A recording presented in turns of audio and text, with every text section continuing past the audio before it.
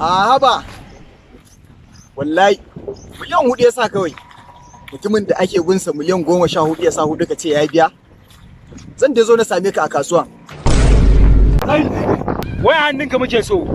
Ba da waya hannunka. Ba mu burma mai san burma banza. Sata. Ni ware mun. Can ba ka tafi ba?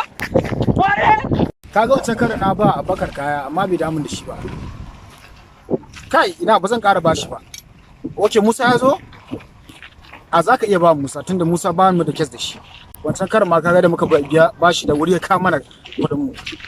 A ka bashi ka koma ne.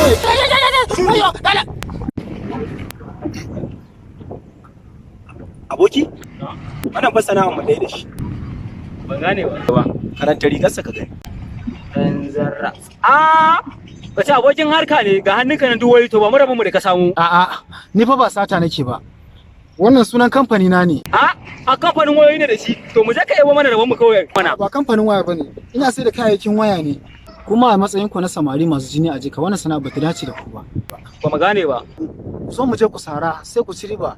Daga nan ma kun ga kun samu sana'a sai ku kawo mun wasu. Waji za ka mana? Ba wasi bane magana gaskiya ce. Ba. Ya gani. Shikenan. Mu je kawai. Allah kiyaye hanya. Sai anjima. Nagode. Baba. Ya mana inda za mu sani. Kaga. Za ku same ni a babban ofishi na gidan baba na Bego, Bello Road, Kano. Shago mai namba 73. Kaga shikenan Kamal yanzu mun samu sana'a. Wallahi. Ka gani?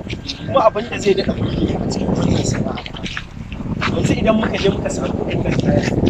Amma dai da fatan kai Kamal